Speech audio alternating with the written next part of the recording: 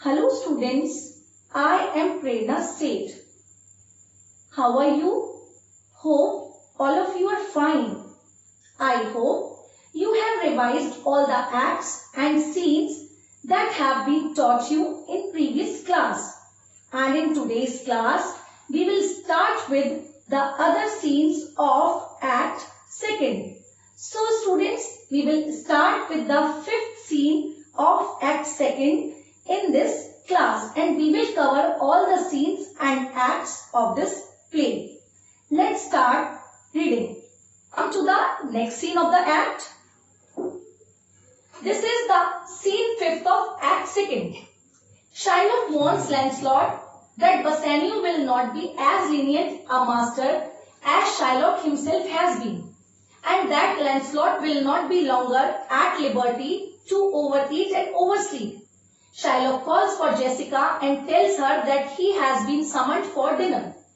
Worried by a premonition that the trouble is brewing, Shylock asks Jessica to keep the doors locked and not look out at the revelry taking place in the streets. Lancelot whispers to Jessica that she must obey her father and look out the window for the Christian. After Shylock has left to see Bassanio, Jessica bids him farewell, thinking that if nothing goes wrong, Shylock will soon have lost a daughter and she a father. Here, Shylock has a premonition that something bad is going to happen. So he asks his daughter to be aware of this and be in the house. But as you know very well that Jessica is planning to escape from her father's house. So she thinks in her mind that if she is successful in elopement with Lorenzo, that she will lose her father. Now we will come to the next scene of the act. This is the second scene of Act 2nd. As planned, Bresciano and Celerino meet in front of Shylock's house. They are especially anxious because Lorenzo is late. Soon Lorenzo joins them, apologizes for his tardiness, and calls up to Jessica, who appear on the balcony dressed as a page. Jessica tosses him a casket of gold and jewels. Jessica descends and exits with Lorenzo and Celerino. Just then Antonio enters to report that Bassanio is sailing for Belmont immediately. Bresciano is obliged to leave the festivities and join Bassanio at once. Here we find that Jessica is ready as a page to escape from her father's house, and she is successful in elopement of her father's house. Here we find the news that Bassanio is going to Belmont for Portia. So Bresciano, who is the friend of Antonio and is interested in the maidservant of Portia, leaves for Belmont. Now we will come to the next scene of the play. This is the 7th scene. Back in the Belmont, Portia shows the Prince of Morocco to the caskets, where he will attempt to win her hand by guessing which chest contains her portrait. After much pondering, the prince chooses the gold casket, reasoning that only the most precious metal could house the picture of such a beautiful woman. He opens the chest to reveal a skull with a scroll in its eye socket.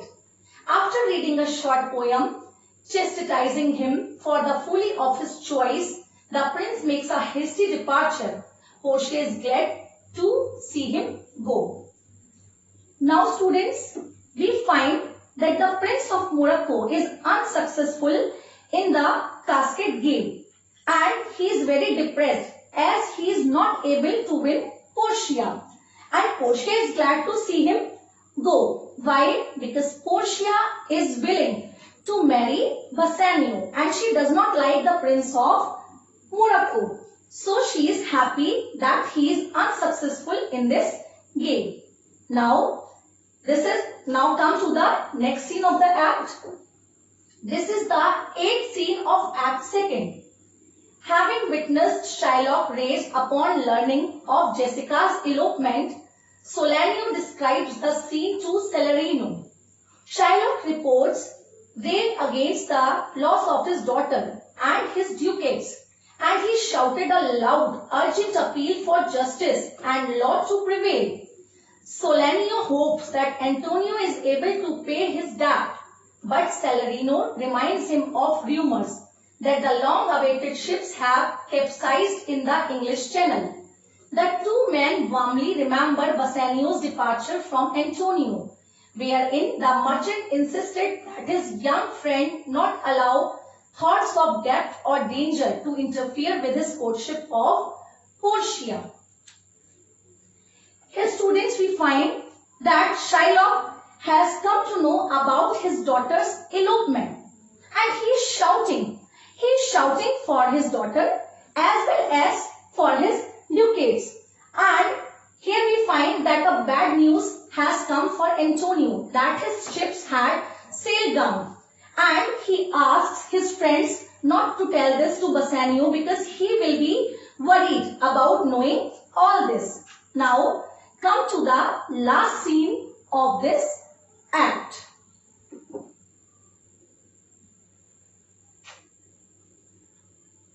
This is the last scene, students, scene 9th of act 2nd.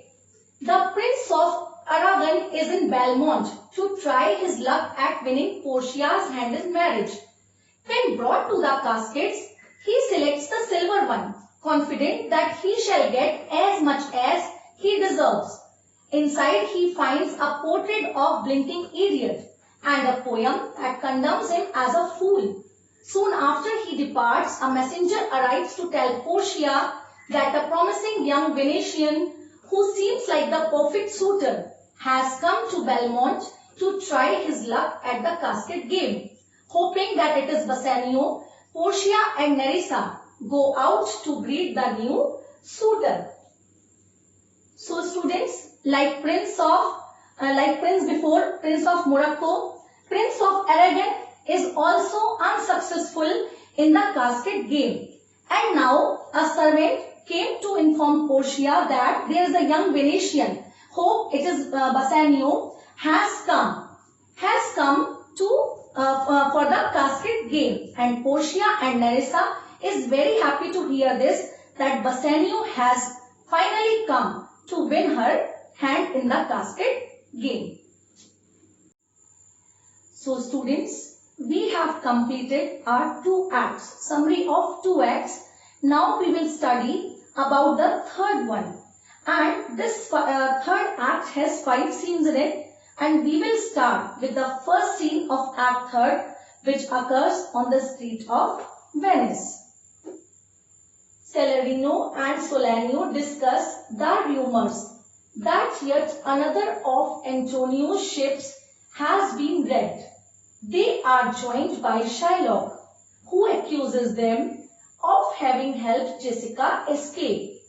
The 2 Venetians proudly take credit for their role. Celerino then asks Shylock whether he can confirm the rumors of Antonio's lost vessels. Shylock replies that Antonio will soon be bankrupt and swears to collect his bond. Celerino doubts Shylock's resolve, wondering what the old man will do with a pound of flesh, to which Shylock chillingly replies that Antonio's flesh will at least feed his revenge. Celerino and Solanio head off to meet with Antonio, just as Tubal, a friend of Shylock's, a Jew, enters. Here students, Tubal is a character who is the friend of Shylock. He announces that he cannot find Jessica. Shylock rants against his daughter and he wishes her dead as he bemoans his losses.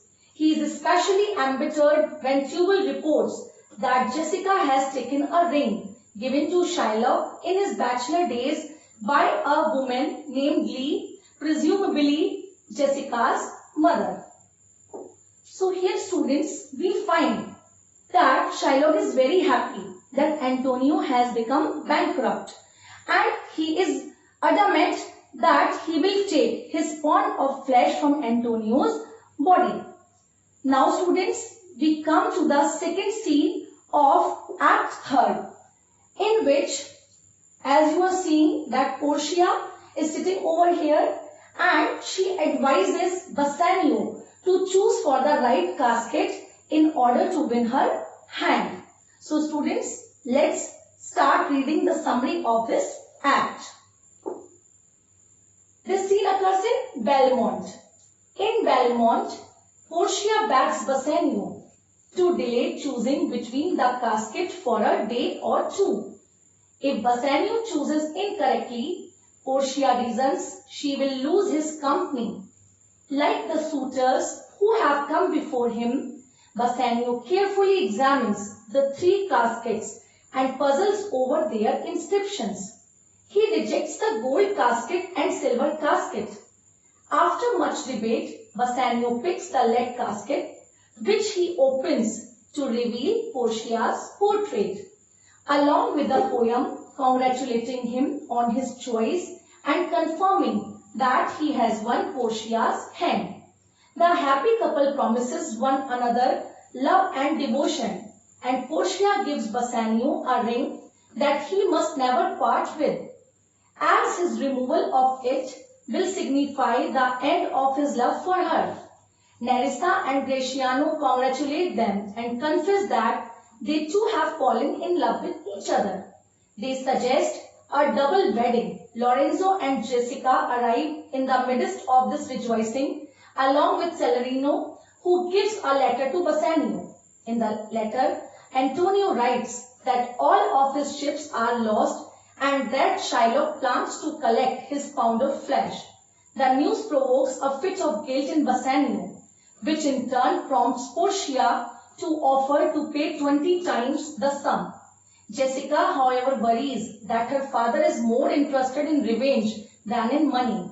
Bassanio reads out loud the letter from Antonio, who asks only for a brief reunion before he dies. Portia argues her husband to rush to his friend's aid, and Bassanio leaves for Venice.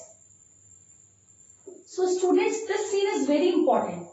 In this scene, you find that Bassanio is successful in winning the hand of Portia, and they are very happy to find each other. And with this reunion, we see one another reunion, the reunion of Nerissa and Gratiano. They also congratulate each other, and because they have fallen in love with each other, so they decide to marry with one another, with each other. The next couple, the last couple of this play, who is Lorenzo and Jessica, they also arrive, but they have a letter which has a very sad news for Bassanio. In this letter, Antonio has written that he has lost all his ships at the sea, and now Shylock is adamant to get his pound of flesh from his body. So he asks for his friend to meet him once before he dies. So students, here Portia asks her husband, to help his friend so that he may get his support. Now we will come to the next scene of the act. The next scene is the 3rd scene. Here Shylock escorts the bankrupt Antonio to prison. Antonio pleads with Shylock to listen, but Shylock refuses. Remembering the many times Antonio condemned him as a dog, Shylock advises the merchant to beware of his bite. Assured that Duke will grant him justice, Shylock insists that he will have his bond and tells the jailer not to bother speaking to him of mercy. Solenio declares that Shylock is the worst of men. Here we find the darker side of Shylock, who is ready to kill Antonio by taking 1 pound of flesh from his body, and he is going to demand the justice from the Duke, as it has been written in the bond signed by Antonio. Now this is the 4th scene of Act 3rd. Lorenzo assures Portia that Antonio is worthy of her help. She has sworn to live in prayer until Bassanio returns to her. and announces that she and Nerissa will retire to a nearby monastery. Lorenzo and Jessica, she declares, will rule the estate in her absence. Portia informs Nerissa that the two of men dressed as young men are going to pay a visit to their new husbands. When Nerissa asks why, Portia dismisses the question but promises to disclose the whole of her purpose on the coach ride to Venice. So students, here Portia has decided to meet her husband in order to help him and his friend. He is dressed as a man, and when Nerissa asks him that why he has dressed up so, then she promises her to tell her during the journey. Now this is the fifth scene of Act 3rd, which is the last scene of Act 3rd. Quoting the adage that the sins of fathers shall be delivered upon the children, Lancelot says that she fears for Jessica's soul when Jessica claims that she will be saved by her marriage to Lorenzo. When Lorenzo asks Jessica what she thinks of Portia, she responds that the woman is without match, nearly perfect in all respects. Lorenzo jokes that he is as good a spouse as Portia and leads them off to dinner. Here students, we find Lancelot Gobbo, who is a comical character in this play. He says to Jessica that she will bear the result of the bad deeds of her father. So she says that she can be saved from the ill effects of the bad deeds of her father, because she has married a kind-hearted person, and it can relieve her soul. So students, here we find what Jessica thinks of her father. And here she tells us about Portia, that she is very intelligent and perfect in every sense. And Portia is unmatchable. So here she describes Portia as a great lady who is unmatchable. Now students, we have completed the 3 acts of the play. And we are going to start the 4th act with scene 1 of this play, and this is the most important scene of the play, as this is called the court scene of the play. So students, in this picture you are seeing that Duke is sitting over here and Portia is in the disguise of a lawyer and she appeals Shylock for mercy. So let us start summarizing the first scene and Act 4 of the play. In Venice, the court scene appears. In this scene, Shylock brings Antonio to the Duke's court and demands justice. He says that he will not accept repayment but wants Antonio's flesh. Antonio offers to give him more money, but he refuses. This means the death of Antonio. At that time, Portia enters the court of law, dressed as a lawyer. She asks Shylock to show mercy on him. He still demands flesh from Antonio's body. At last, Portia says that he may have flesh, but not a single drop from his body. So he wants to take money, but Portia tells him that he is liable to be punished.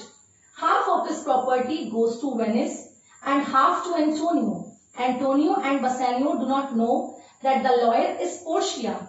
She takes Antonio's gloves and Bassanio's ring as gifts. So students, this is very important scene in the play, as it plays a deciding role in the life of Antonio. Shylock is firm that he will not accept any kind of repayment of wealth. He is adamant that he wants 1 pound of flesh from his body. He does so because he is jealous of Antonio. He is a Jew and Antonio is a Christian. He lends money to people without any interest. And you can say that Antonio has misbehaved with him many a time. publicly. So he is vengeful person. He wants to take revenge from Antonio. So he is adamant. So Portia, she comes in the court of law in the disguise of a lawyer, and she appeals Shylock for mercy. But Shylock refuses. At last, Portia says that it is okay. You can take your 1 pound of flesh from Antonio's body, but not even a single drop of blood should be blown by you when you cut his flesh. Now, students, this is impossible.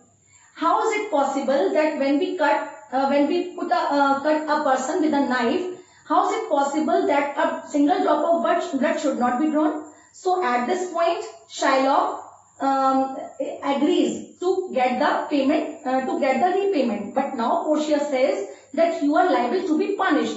So whole of his property was taken by the Duke. Half of his property goes to Venice and half of his property will given to the Antonio. So students, Shylock was punished in this act and Antonio gets justice. Now we start the second act of scene 4. Still in Venice, after the trial, Portia stops on a street and instructs Nerissa to find Shylock's house and have him sign that deed bequeathing everything he owns to Lorenzo and Jessica, and then they will be home by tomorrow. Gratiano catches up with them and presents Portia with the ring from Bassanio, who he says also sends an invitation to dinner. Portia accepts the ring but declines the dinner invitation. She asks Gratiano, however, to show Nerissa, my youth, the way to old Shylock's house. Nerissa in an aside whispers to Portia that on the way she will try to get the ring which she gave to her husband on their wedding day, a ring which she made him swear to keep forever. Portia is delighted at her friend's plan. She is certain that Nerissa will succeed. Then both of them will have a merry time hearing their husbands trying to explain how and why they gave their wedding rings away to other men. So students, we find the mood of the scene lighten. As you know, the main tension, the main problem of Antonio was solved. So the two of them, Portia and Nerissa, try to take rings from their husbands so that they may tease them that they had given their rings to other persons. Now students, we come to the last act of the play, which is the act 5th. As you see that here it is Lorenzo and Jessica. They are in the moonlight, they are in love with each other. So this scene tells us about the union of all the happy lovers. Now start reading the summary of this act. In moonlit Belmont, Jessica and Lorenzo compare themselves to famous lovers from classical literature, when a messenger suddenly interrupts them. The messenger informs them that Portia will soon return from the monastery, and Lorenzo and Jessica prepare to greet the mistress of the house. Lancelot enters and announces that Bassanio will return to Belmont the next day. Portia greets Bassanio, who introduces her to Antonio, who reports in turn that he has been acquitted in the courts of Venice. Gratiano and Nerissa begin to argue over the ring with which he promised never to part. Nerissa chastises her husband not for hurting her feelings, but for breaking his own promise.